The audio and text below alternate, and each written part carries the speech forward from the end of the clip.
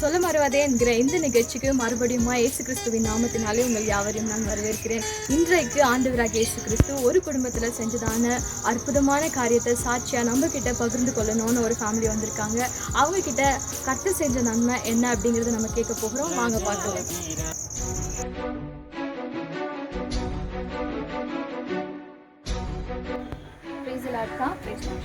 இன்னைக்கு உங்கள் சாட்சி கேட்குறதுக்கு நாங்கள் எல்லாம் ரொம்ப ஆர்வமாக இருக்கிறோம். ஸோ உங்கள் சாட்சி எங்கள் கூட நீங்கள் ஷேர் பண்ணுங்கள். எல்லாருக்கும் பிரைஸ் தி லார்ட். என் பேர் ஜெனிஃபர்.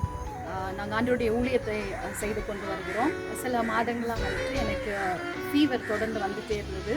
அது தொடர்ந்து டாக்டர்கிட்ட போய் செக் பண்ணும்பொழுது எல்லா ரிப்போர்ட்ஸுமே நெகட்டிவ்னு சொல்லிட்டாங்க. டாக்டர் ஒன்றும் ப்ராப்ளம் இல்லைன்னு.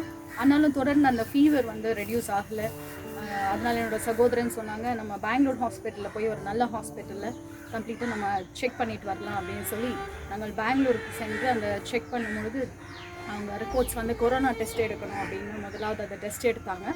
ஸோ எங்களுக்குள்ள ஒரு நம்பிக்கை, கண்டிப்பாக கொரோனாலாம் இருக்காது, வேறு ஏதாவது ப்ராப்ளமாக இருக்கலாம் அப்படின்னு சொல்லிட்டு டாக்டர் சஜஸ்ட் பண்ணது மலேரியா ஏதாவது இருக்குங்க. சரி, அந்த டெஸ்ட்டு நம்ம கொடுத்துருக்குறோம், அப்படி ஏதாவது ப்ராப்ளம் இருக்கலாம், கொரோனா வர வாய்ப்பே இல்லை அப்படின்னு சொல்லிட்டு நாங்கள் நினச்சிட்டு வந்துட்டோம். ஆனால் ஒரு அதிர்ச்சியான செய்தி என்னென்னா, வந்ததுக்கப்புறம் அவங்க ரிப்போர்ட் வந்தது, ஃபோன் பண்ணி சொன்னாங்க, உங்களுக்கு வந்து கொரோனா வந்து பாசிட்டிவ் வந்திருக்கு அப்படின்னு ஃபோன் கால் வந்தது. ஸோ இப்போ வந்து அந்த பாசிட்டிவ் ரிப்போர்ட் வந்த பிறகு உங்களோட எக்ஸ்பீரியன்ஸ் எப்படி இருந்துச்சு? அந்த சுச்சுவேஷனில் நீங்கள் எப்படி ஃபீல் பண்ணீங்க?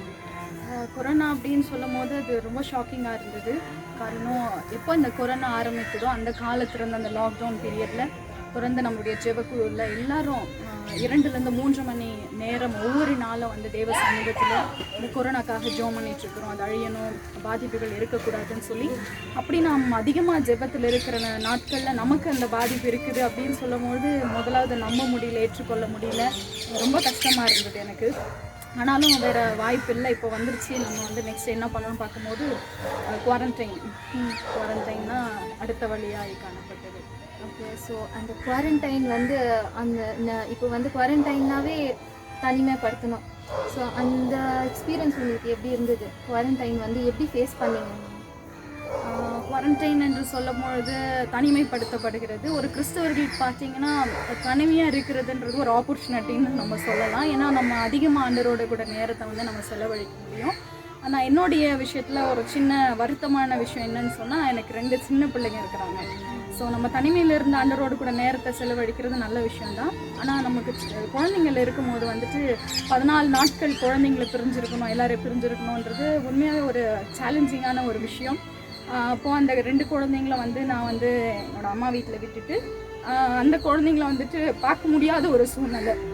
அந்த 14 டேஸும் வந்து ஒரு பக்கம் ஆண்டவரோடு கூட அதிகமாக ஜெபிக்கவும், ஆண்டவர் இன்னும் கொஞ்சம் நம்ம ஆண்டவருக்குள்ளே வளருவோம், அவருடைய பிரசன்னத்தை வந்து நம்ம அதிகமாக ருசி பார்க்க அது இதுவாக இருந்தது. இன்னொரு பக்கம் பார்த்தீங்கன்னா குழந்தைங்களை பிரிஞ்சிருக்கிற அனுபவம். குழந்தைங்களுக்கு ஃபோன் பண்ணும் போது குழந்தைங்க மம்மியை பார்க்கணும் அப்படின்னு அழறும் போது அது ரொம்ப கஷ்டமாக இருந்தது. ஏன்னா பிள்ளைகளை பார்க்க முடியல, சின்ன பிள்ளைகள் அப்படின்னு சொல்லிட்டு. ஆனாலும் ஒவ்வொரு நாளும் தேவனை பலப்படுத்தி கொண்டே இருந்தார். ஸோ உலகத்தில் பாடுகள் உண்டு, ஆனாலும் நீ வந்து திடன் கொள் ஆண்டு நமக்கு சொல்லியிருக்கிறாரு. ஸோ அவனுடைய வசனங்கள் தேற்றிக்கொண்டே இருந்தது. ஒவ்வொரு நாளும் வந்துட்டு ஆன்லைனில் செய்திகள் வந்துகிட்டே இருக்கும், அதிகமாக செய்திகளை பார்ப்பேன், ஜெபம் பண்ணிகிட்டே இருப்பேன். சில சூழ்நிலைகள், சில மனிதர்கள் வந்து நம்மளை பார்த்து ஓடுற மாதிரி பண்ணும்பொழுது, நம்மளை புறக்கணிக்கும் பொழுது அது வந்து ரொம்ப கஷ்டமாக இருந்தது எனக்கு. நம்மளை வந்து ரிஜெக்ட் பண்ணுறாங்க அப்படிங்கிற அந்த ஒரு ஃபீல் வந்து இருந்தது. ஆனால் அது மத்தியிலே ஒரு உலகத்தாரை போல் இல்லாமல் ஆண்டவர் நம்மோடு கூட இருக்கிறபடினால அந்த சூழ்நிலைகளை மேற்கொள்ளுகிற பலனை உன்னதத்துலேருந்து ஆண்டவர் கொடுத்தார். ஸோ அதனால் ஒவ்வொரு நாளும் தனிமையில் இருந்தாலும் அதிகமாக ஜெபிக்கவும், ஆண்டவரோடு கூட இன்னும் அதிகமாக கர்த்தருக்காக எப்படி வாழறது, இதில் ஆண்டவர் நிறைய காரியங்களை எனக்கு சொல்லிக் கொடுத்தார். அப்போது வேதனையும் நம்ம களிப்பாய் மாற்றிக்கொள்ள ஒரு சூழ்நிலையாக அது காணப்பட்டது. அப்போ இந்த குவாரண்டைன்லேருந்து நீங்கள் ஓவர் கம் பண்ணுறப்போ உங்களுக்கு வந்து எப்படி அந்த எக்ஸ்பீரியன்ஸ் இருந்துச்சு? இப்போது ஒரு ஊழியக்காரர் நீங்கள் இருக்கிறீங்க, நீங்கள் மற்றவங்களுக்காக ஜபிக்கிறீங்க. ஸோ இப்போது உங்களுக்கு அந்த சிச்சுவேஷன் வரப்போ நீங்கள் என்ன ஃபீல் பண்ணீங்க? முதலாவது நம்ம இந்த வழிகளுக்குள்ளே கடந்து போகும்போது மற்றவங்களுடைய காடுகள் என்ன அப்படிங்கிறத நம்ம வந்து தெரிந்து கொள்ள முடிந்தது.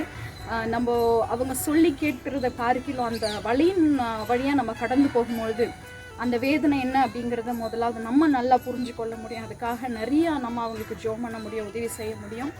ரெண்டாவது, ஆண்டவருடைய பிள்ளைகள் அப்படிங்கிறதுனால நமக்கு எதுவும் வராது அப்படின்னு சொல்லி இல்லை. வேதத்தில் நம்ம நல்லா பார்க்குறோம், நிறைய பரிசுத்தவான்கள் கஷ்டப்பட்டுருக்கிறாங்க, உபத்திரவத்தின் பாதையில் வந்திருக்கிறாங்க.